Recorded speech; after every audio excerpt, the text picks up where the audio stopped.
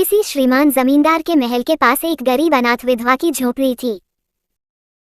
जमींदार साहब को अपने महल का अहाता उस झोपड़ी तक बढ़ाने की इच्छा हुई। विधवा से बहुतेरा कहा कि अपनी झोपड़ी हटा ले, पर वह तो कई जमाने से वहीं बसी थी। उसका प्रिय पति और इकलौता पुत्र भी उसी झोपड़ी में मर गया था।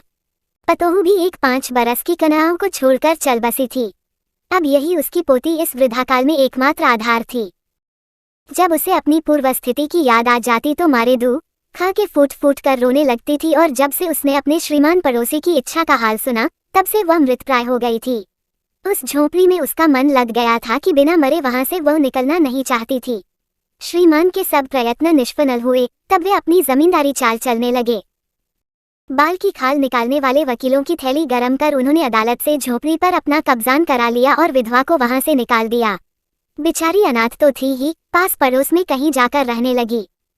एक दिन श्रीमान उस झोपड़ी के आसपास टहल रहे थे और लोगों को काम बतला रहे थे कि वो विधवा हाथ में एक टोकरी लेकर वहां पहुंची। श्रीमान ने उसको देखते ही अपने नौकरों से कहा कि इसे यहाँ से हटा दो, पर वह गिड़गिड़ाकर बोली, महाराज अब तो ये झोपड़ी तुम्हारी ही हो गई है, मैं उसे लेने नहीं आई हूँ। महाराज क्षमा करें तो एक विनती है।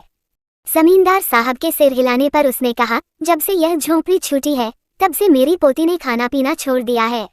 मैंने बहुत कुछ समझाया पर वह एक नहीं मानती।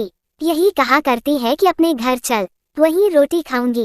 अब मैंने ये सोचा कि इस झोपड़ी में से एक टोकरी भर मिट्टी लेकर उसी का चूल्हा बनाकर रोटी पकाऊंगी। इससे भरोसा है कि वह रोटी खाने लगेगी। महाराज कृपा करके आज्ञा दीजिए तो इस टोकरी में मिट्टी ले आऊं। श्रीमान ने आज्ञा दे दी। विधवा झोपड़ी के भीतर गई। वहां जाते ही उसे पुरानी बातों का स्मरण हुआ और उसकी आंखों से आंसू की धारा बहने लगी। अपने आंतरिक दुख को किसी तरह संभालकर उसने अपनी टोकरी मिट्टी से भर ली और हाथ से उठाकर बाहर ले आई। फिर हाथ जोड़कर श्रीमान से प्रार्थना करने लगी, महाराज कृपा करके इस टोकरी को जरा हाथ लगाइए जिससे कि मैं उसे अपने सिर पर धर लूं।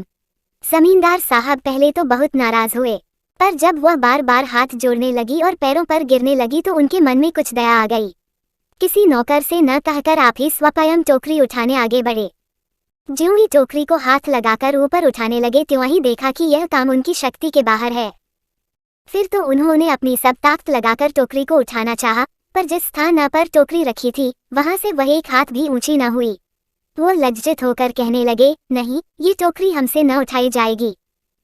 ये सुनकर विधवा ने कहा, महाराज नाराज न हो, आपसे एक टोकरी भर मिट्टी नहीं उठाई जाती और इस झोपड़ी में तो हजारों टोकरियां मिट्टी पड़ी है।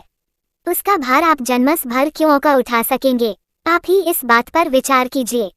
जमींदार साहब धन मद से गर्वित हो अपना कर्तव्य भूल गए थे, पर विधवा के उपयुक्तर वचन सुनते ही उनकी आंखें खुल गई। कृतकर्म का पश्चाताप कर उन्होंने विधवा से क्षमा मांगी और उसकी झोपड़ी वापस दे दी।